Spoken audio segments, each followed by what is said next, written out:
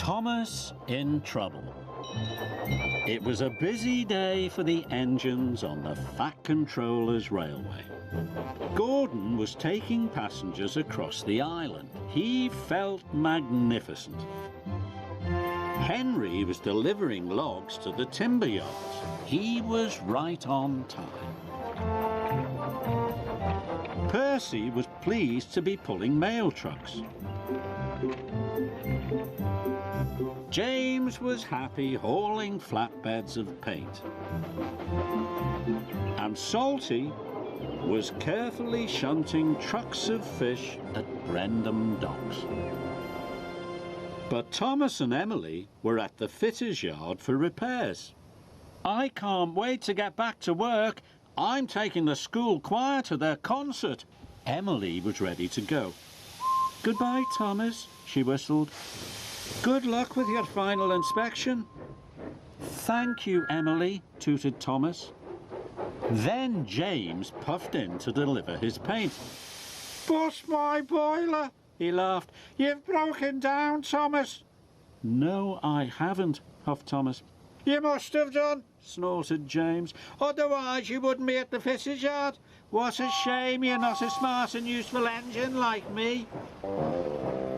This made Thomas cross. The Fat Controller arrived.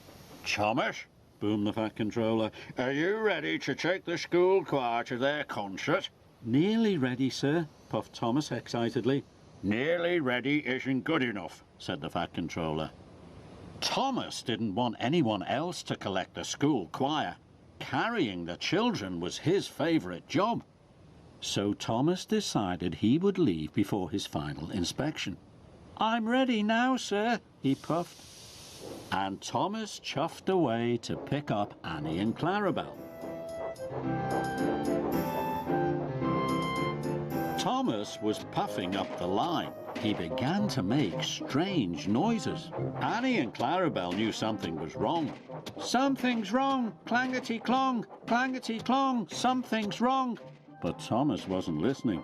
He was too excited about collecting the choir. The school choir cheered when they saw Thomas. "All aboard!" chuffed Thomas cheerfully as he clangety-clonged into Knapford Station. "Who is making that nasty noise?" wheezed Emily. Emily saw it was Thomas. "Did you have your final inspection?" asked Emily. This made Thomas cross. "I'm fine," he huffed, and he steamed away with the choir on board. Thomas rattled even more. Clangety-clong, clangety-clong. Later, Thomas had to stop at a signal. He was feeling hot and bothered. Toby saw that something was wrong with Thomas. "Did you take on enough water at the fitter's yard?" This made Thomas cross. "There's nothing wrong with me." Just then the signal changed. Thomas puffed away. Thomas was rattling and steaming more and more. Clangety-clong, clangety-clong. Further up the line, Percy was waiting at a crossing. "What's happened to you, Thomas?" cried Percy. "You look puffed out." "Bother," steamed Thomas. He didn't like being told there was something wrong with him. "There's nothing wrong with me, Percy," Thomas huffed. A barrier opened. Thomas rattled away. Clangety-clong, clangety-clong. Then there was trouble. Thomas began to chuff slower and slower. "I need a rest," he gasped. Thomas clangety-clonged into a siding. Steam burst from his boiler and black smoke flew from his funnel. With a final clangety-clong, Thomas broke down. Thomas felt terrible. The school choir began to sing to pass the time. "The children will be late for their concert," he wailed sadly, "and it's all my fault. I've let everyone down." Thomas was upset. Just then, Gordon puffed around the bend. "I've broken down," groaned Thomas. "Sorry, Thomas," steamed Gordon. I'm a guaranteed connection. Now what am I going to do?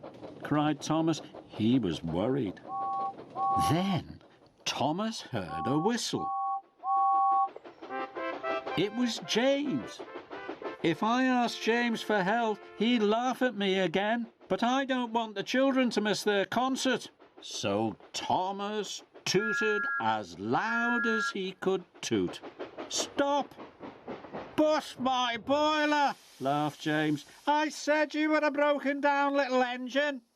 I am, sighed Thomas. So I need your help. Can you take the children to their concert? Thomas whistled.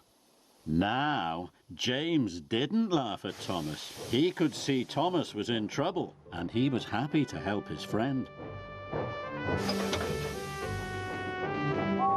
I'll get the children there on time, James wished. Thomas knew he had to get back to be repaired as quickly as possible.